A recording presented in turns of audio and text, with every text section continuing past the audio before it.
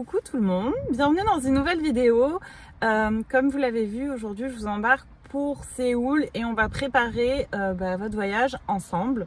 Bien sûr, n'oubliez pas de vous abonner à la chaîne, de mettre un petit pouce bleu.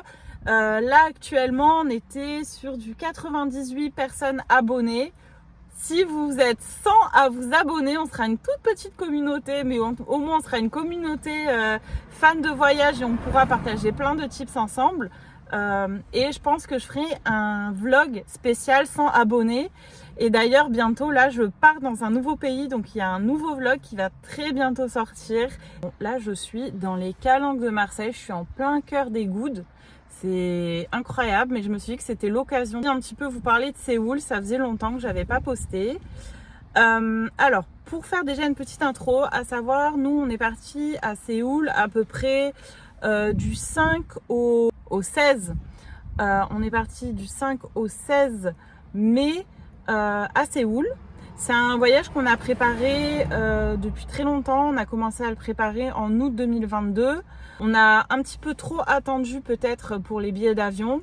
J'aurais voulu les acheter en décembre parce que c'est vrai que les prix étaient beaucoup plus abordables. On va dire qu'on pouvait toucher les billets d'avion à 600 €. J'arrondis, c'était dans les 500 et quelques, mais je préfère dire 600, j'arrondis. À partir de Marseille, Marseille-Séoul.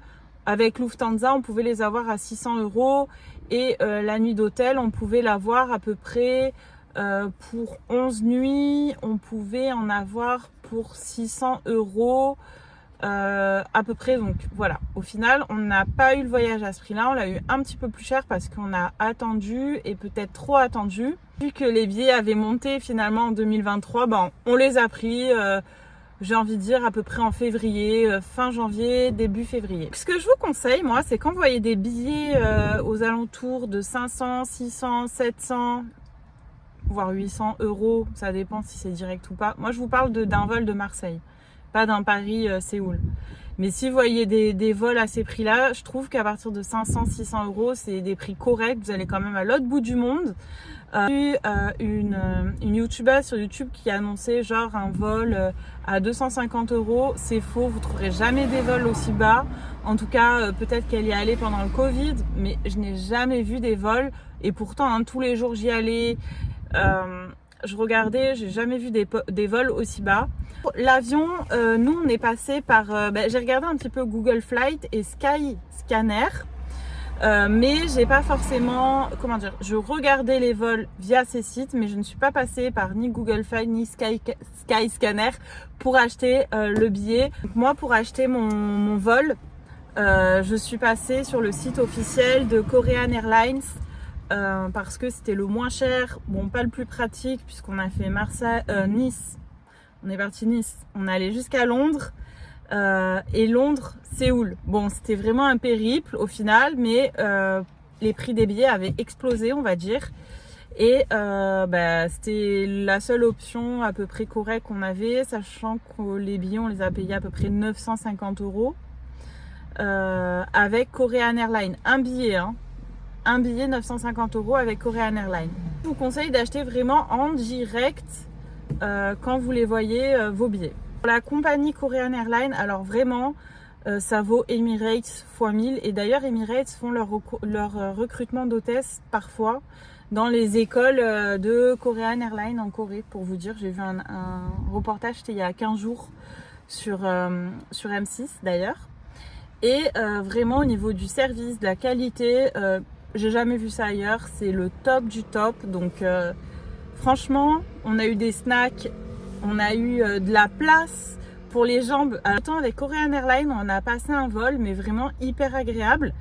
Et le petit tips, c'est que si vous prenez les derniers sièges, alors vraiment les derniers sièges de l'avion, vous avez déjà, c'est par deux, donc vous pouvez vous mettre à deux, il n'y aura pas de personne à côté et vous avez un espace incroyable.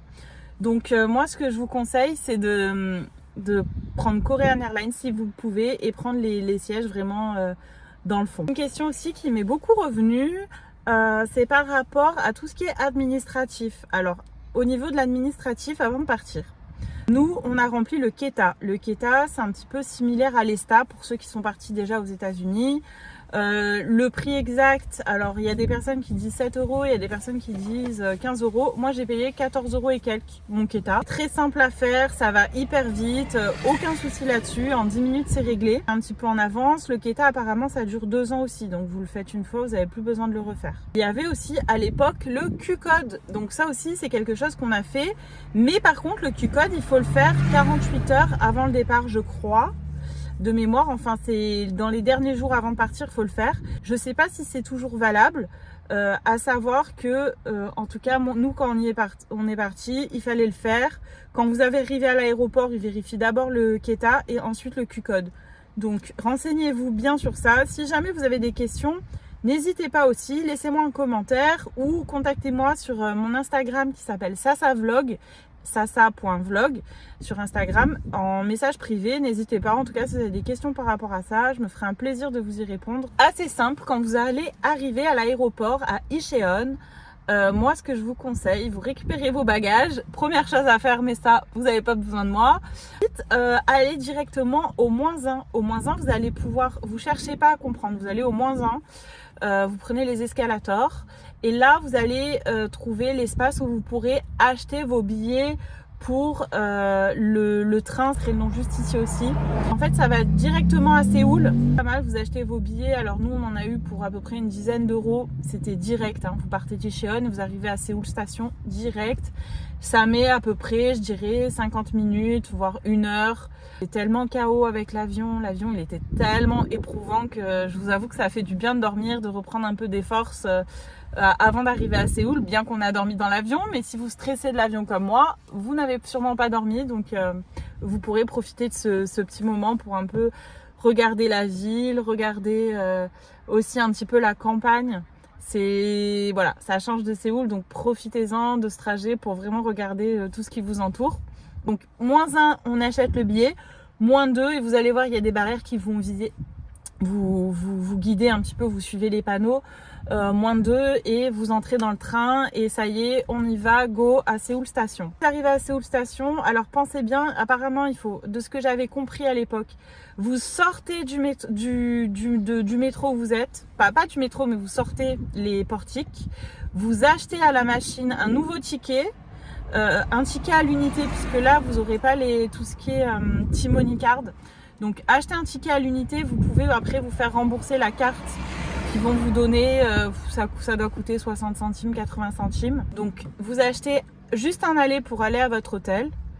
Quand vous arrivez à l'hôtel, posez tranquillement vos affaires et descendez au 7-Eleven. Au 7-Eleven, vous pourrez acheter une T-Money Card. Pour la chambre d'hôtel, alors moi j'ai une liste d'hôtels. Si jamais vous voulez des conseils sur l'emplacement d'hôtels sympas, j'en ai trouvé quelques-uns, j'ai beaucoup cherché. Donc n'hésitez pas encore une fois à m'inscrire sur Instagram et je pourrai vous conseiller des hôtels. Vous donner ma petite liste d'hôtels que j'ai fait. Il y a tous les budgets d'ailleurs, donc envoyez-moi un petit message. On était à l'hôtel NA à Myeongdong. C'était un hôtel d'une chaîne japonaise. Hôtel très sympa, très propre. Les chambres étaient par contre assez petites. Il n'y avait pas forcément de rangement pour ranger nos affaires.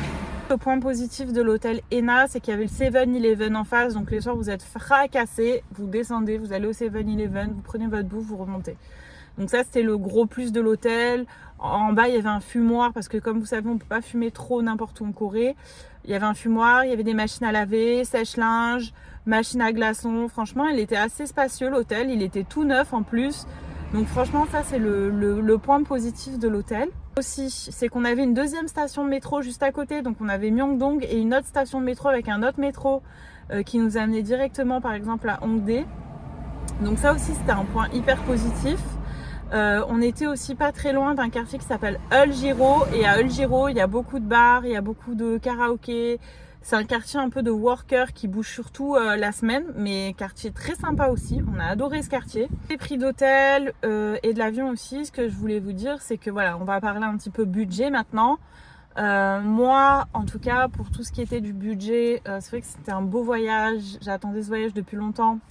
Donc, je me suis pas forcément privée. On a voulu partir aux meilleures périodes. Les meilleures périodes, de ce que j'ai entendu dire, c'est l'automne et le printemps. On est parti sur ces périodes qui sont plutôt chères, on va dire. Parce que c'est vrai que apparemment si vous partez l'hiver et l'été, il fait très chaud l'été et très froid l'hiver, ce sera beaucoup moins cher. Mais après moi c'est pas les conditions dans lesquelles j'aime voyager. Vous pourrez toujours trouver moins cher. Après à vous de voir quand vous voulez partir aussi. Pour le budget sur place, alors vraiment je pense qu'il y a vraiment moyen de manger pour pas cher. Par exemple sur une journée on a mangé dans un petit marché et d'ailleurs je sais pas si vous l'avez vu, c'est dans un de mes vlogs. D'ailleurs si vous n'avez pas vu, n'hésitez pas, je vais vous mettre le lien là. J'ai fait 3 vlogs à Séoul. Le premier c'est l'arrivée, le deuxième c'est la découverte et la troisième vous allez voir. Du coup il y a pour tous les budgets en fait. Si vous voulez manger cher, vous pouvez. Si vous voulez manger que au 7-Eleven et vraiment pas dépenser aussi, vous pouvez.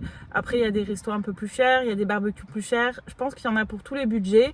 Moi, en tout, sur 11 jours, si je compte le shopping, genre Olive Young, les transports, la bouffe, les restaurants, les cafés, vraiment, je me suis pas privée. Quand je vous dis que je me suis pas privée, j'ai profité à fond de chez à fond. C'était vraiment le max du max. Et le shopping, j'inclus vraiment tout. J'en ai eu pour 950 € en plus du billet d'hôtel et de l'avion. Donc moi je trouve que franchement ça va. Quand on est parti à New York, c'était pas la même chose, c'était pas le même budget, on n'a pas autant profité. Et je pense que même si vous voulez partir et vous avez un budget un peu plus court, je pense qu'il y a grave moyen en fait de pouvoir profiter avec un budget assez petit. Après, comme je vous dis, nous on est resté 11 jours sur place. Pour payer, nous on a été très organisés, on n'a pas fait de change à l'avance et on n'a pas trouvé de change à l'aéroport de Nice. C'est pas grave, pu changer là-bas à l'aéroport en direct. On a changé de mémoire 100 000 won, je crois. 100 €. Ouais, 100 € à peu près. Et les 100 €, franchement, on les a tenus. On a vécu avec ces 100 € pendant au moins 3 jours. On a fait pas mal de choses et on était choqués de voir combien de temps ont tenu ces 100 €. 100 € en France, faites un resto, ça y est, il n'y a plus rien. Là-bas, ça nous a fait 3 jours. On a vraiment payé par carte. Nous, on a la carte avec le Crédit Lyonnais, option internationale, c'est illimité, donc ça c'était cool. On a trouvé certaines banques où on pouvait retirer, il y avait d'autres banques, on n'a pas pu retirer, c'était pas en anglais, on a galéré, on a laissé tomber. Mais si vous n'avez pas de frais sur votre carte bancaire, je vous conseille de payer par carte, puisque au final, il n'y a pas de souci aussi. Aussi à savoir, si vous voulez remplir votre carte, votre T-Money card pour le métro, vous ne pourrez payer que en cash, donc prévoyez du cash. Pour pas faire la même erreur que nous, une fois on s'est retrouvé un petit peu coincé à Gangnam, sans banque, sans cash.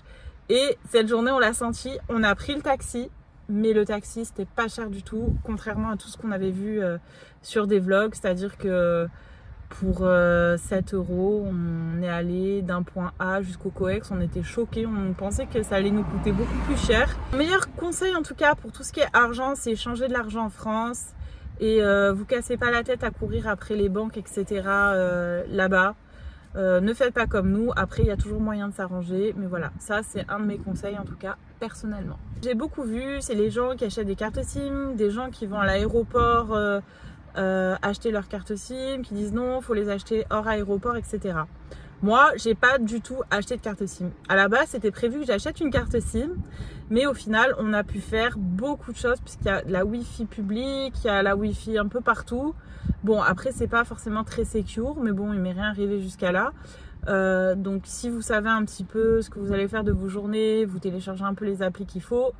Franchement, ça peut aller très vite. Vous n'avez pas besoin d'avoir une carte SIM. Ce que je vous conseille aussi, c'est peut-être télécharger les applications. Alors, il y a des applications à avoir et justement, si vous n'avez pas internet, préparez sur les applications vos trajets, ce que vous voulez, etc.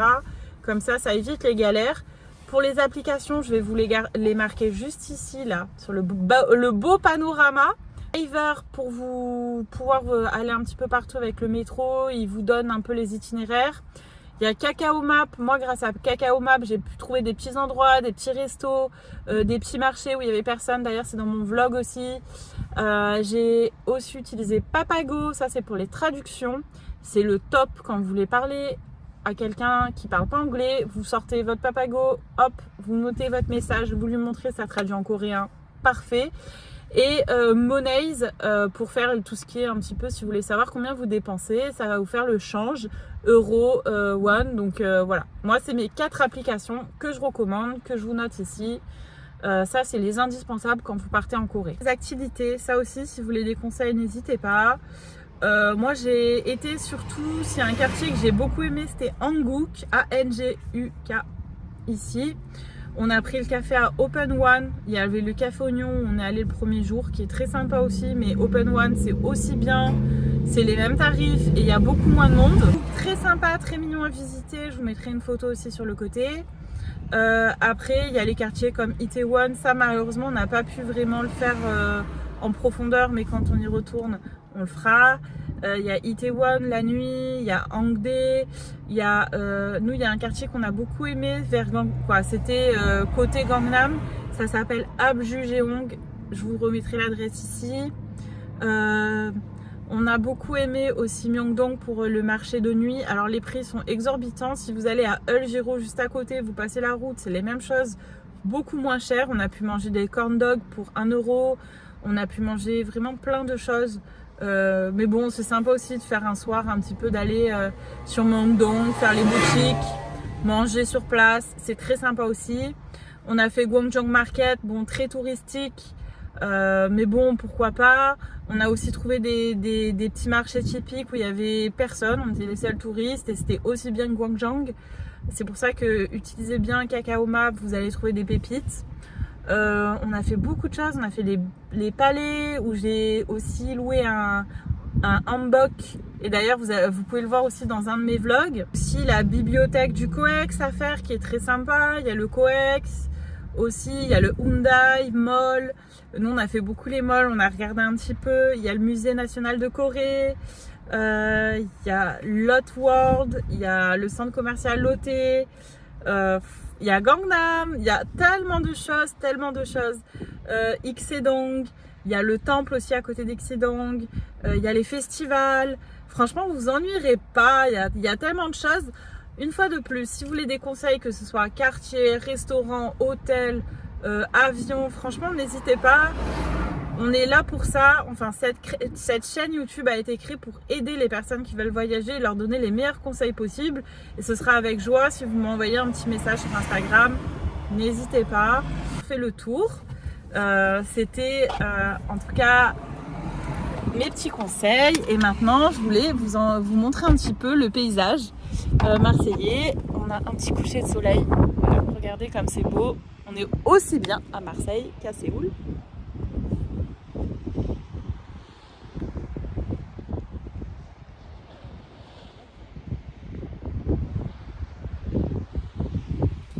Voilà, donc j'espère que cette vidéo vous a plu. N'hésitez pas en tout cas à vous abonner, à mettre un petit pouce bleu, ça fait toujours plaisir. Et je vous ai dit, à 100 abonnés, je vous fais un vlog spécial pour vlog 100 abonnés. Voilà, j'espère en tout cas que mes conseils vous seront utiles et je vous dis à très bientôt dans un nouveau vlog.